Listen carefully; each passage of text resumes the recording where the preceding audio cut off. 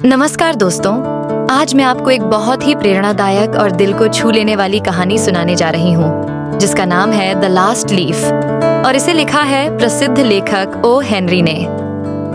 कहानी शुरू होती है दो युवा कलाकारों जॉन्सी और सू से। ये दोनों एक छोटे से फ्लैट में साथ रहती थीं और अपनी छोटी छोटी खुशियों में एक दूसरे का सहारा बनती थीं। 1 नवंबर के ठंडे महीने में जॉन्सी अचानक बहुत बीमार पड़ गई।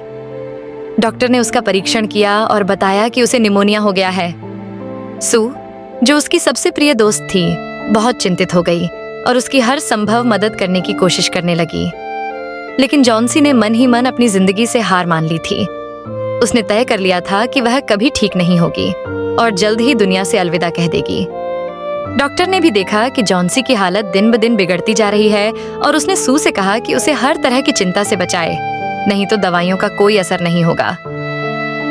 सू ने पूरी कोशिश की, लेकिन जॉन्सी किसी भी बात में रुचि नहीं ले रही थी। उसका मन इतना उदास था कि वह अपनी ठीक होने की संभावना के बारे में सोच भी नहीं पा रही थी। एक दिन जब जॉन्सी अपने बिस्तर पर लेटी हुई खिड़की से बाहर झांक रही थी, उसने एक आइवी का पौधा देखा जिसके पत्ते धीरे धीरे गिरते जा रहे थे। यह देखकर जॉन्सी ने कहा कि जैसे ही आखिरी पत्ता भी गिर जाएगा, वैसे ही वह भी इस दुनिया से चली जाएगी। आइवी के पत्तों और उसकी बीमारी का कोई संबंध नहीं था, लेकिन जॉन्सी इतनी निराश हो चुकी थी कि उसे अपनी जिंदगी पर कोई विश्वास नहीं रहा था। सू ने फिर भी उसे समझाने की कोशिश की कि वह जल्दी ठीक हो जाएगी और अपनी जिंदगी का सहारा किसी पत्ते पर न रखे। दिन बीतते गए और जॉन्सी हर दिन आइवी के पत्तों की गिनती करती रही। सू, जो अपनी प्रिय दोस्त की यह दुखद स्थिति देख नहीं पा रही थी, नीचे रहने वाले एक बूढ़े कलाकार बेहरमैन के पास गई और जॉन्सी की मानसिक स्थिति के बारे में बताया। उसने कहा कि जॉन्सी ने अपनी जिंदगी का आधार आखिरी पत्ते को बना लिया है। बेहरमैन कुछ देर बाद जॉन्सी के कमरे तक आए, लेकिन वह सो रही थी। सू ने खिड़की के पर्दे खोल दिए और दोनों दूसरे कमरे में चली गईं। उस रात बहुत तेज बारिश और तूफान आया। जॉन्सी को लग रहा था कि अब आइवी का आखिरी पत्ता भी गिर जाएगा।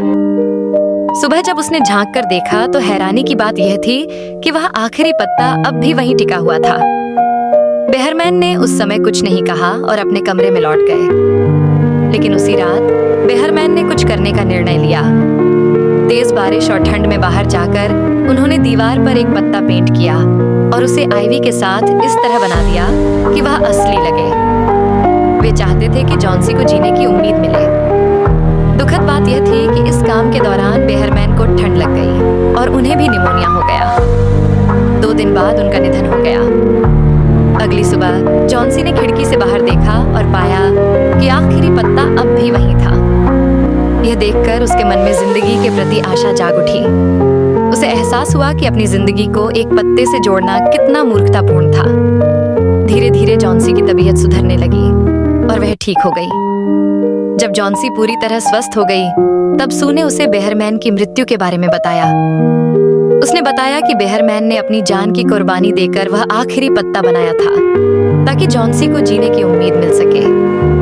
अंत में बेहरमैन की वह कलाकृति आखिरी पत्ता जॉन्सी की जिंदगी बचाने वाली एक महान कृति बन गई। तो दोस्तों, इस प्रकार एक बूढ़ा कलाकार अपनी जिंदगी की कुर्बानी देकर एक छोटे से पत्ते के माध्यम से एक युवा लड़की की जिंदगी और उम्मीद को बचा लेता है। अब एक सवाल, आखिरी पत्ते ने जॉन्सी को क्या दिया? उत्तर लिखिए और टिप्पणी कीजिए, मैं जांच करूंगी। समाप्त। आशा है आपको यह कहानी पसंद आई होगी। मैं कामना करती हूँ कि आप परीक्षा में अच्छे अंक प्राप्त करें। धन्यवाद। अलविदा।